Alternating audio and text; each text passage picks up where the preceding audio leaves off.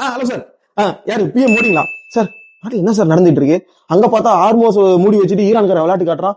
America பாரம்பரிய என்ன பார்த்தா போர் நிறுத்த மாட்டேங்கிறான். நம்ம ஊர்ல பார்த்தா எரிபொருள் தட்டுப்பாடுன்றாங்க. திடீர்னு பார்த்தா சிலிண்டர் வர மாட்டேங்குதுன்றாங்க. பெட்ரோல் விலை வேற நைட்டோட நைட்டா 3 ரூபாய் ஏற்றி வச்சிருக்கீங்க.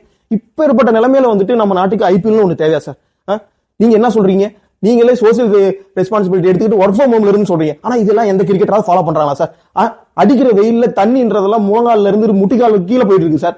ஆனா ஒரு கிரவுண்ட் ஐபிஎல் கிரவுண்ட் ரெடி பண்றதுக்கு 10 லட்சம் லிட்டர் தேவைப்படுதுன்னு சொல்றாங்க சார்.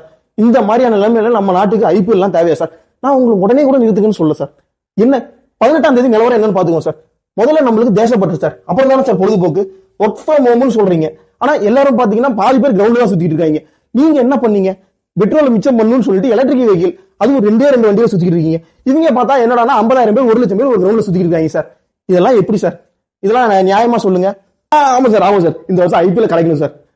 நம்மளுக்கு தேசப்பட்டு தானே சார் எப்பவுமே முக்கியம். எது போஸ்ட்போன் தான் பண்ணுவீங்களா?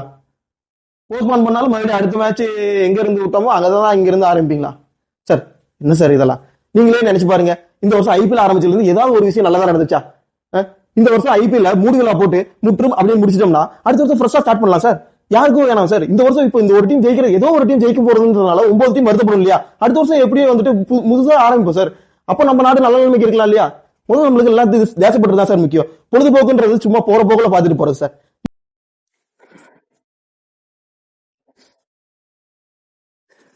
இப்படியாப்பட்ட நிலைமையில கொண்டு வந்து விட்டீங்களாடா எங்களாடி.